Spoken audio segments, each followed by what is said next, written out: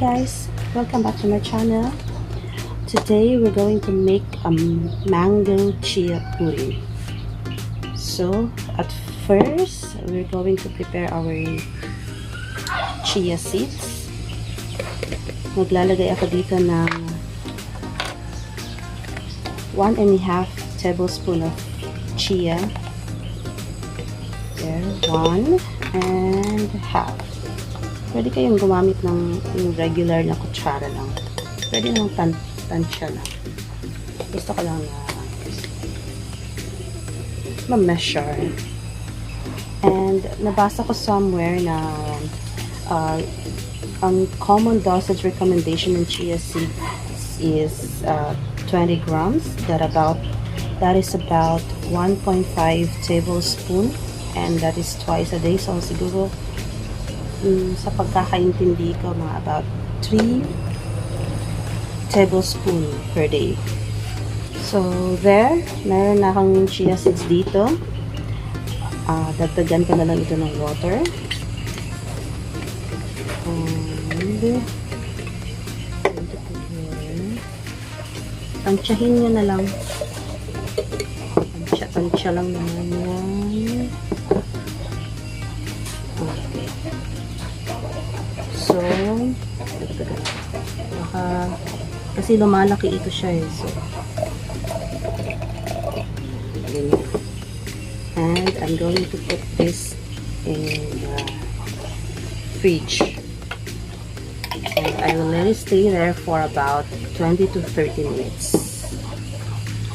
Okay. And while waiting for it na tumaba, pakabayin pala siya. Prepare ako ng ating mango.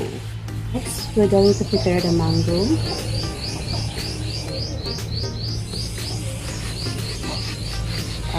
I will slice this in cubes.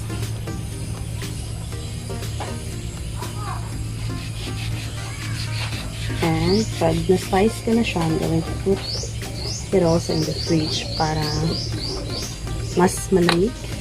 Para malamig siya, and pag malamig, mas masarap syempre.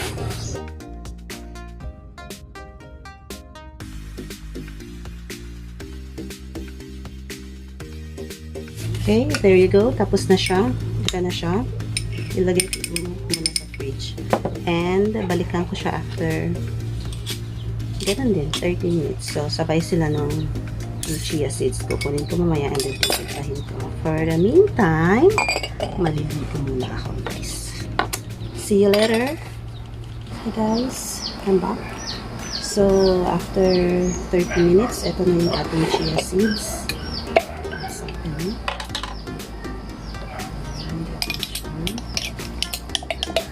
So, halos nawala na yung water na nilagay ko sa kanya.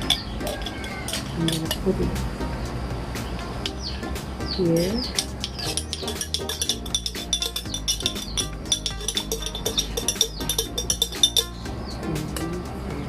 Lumami siya masyado.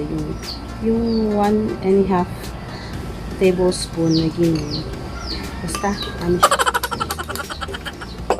And, yan. Sakto, tanghali na nilagay.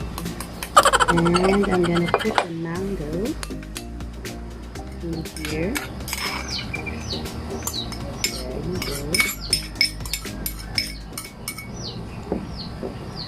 And I'm gonna put creamer. Nestle creamer ilalagay ko. Pwede kayong gumamit ng milk, guys. Almond milk, coconut milk, evaporated milk, fresh milk. Kayong bahala. Guys. Oh my god. Sorry about the mess. Yan, kasi tamad kumuha ng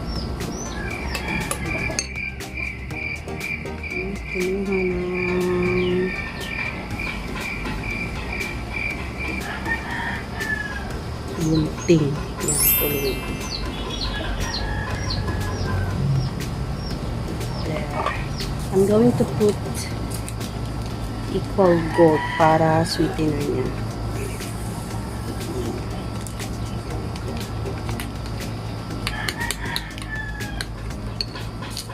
Lagyan ko ng dalawa.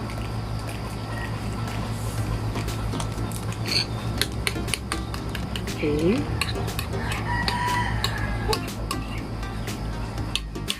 Wait guys, wait guys. I'm going to put something in it. Wait. I'm going to add some dark chocolate guys. Konti lang kasi this is banana.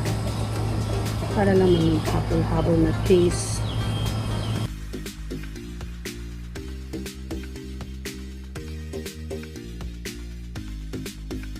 So, eto na siya guys, ang aking mango chia pudding. In fairness, this is so yummy. You should try this one. Thank you for watching and I hope to see you on my next video. Bye!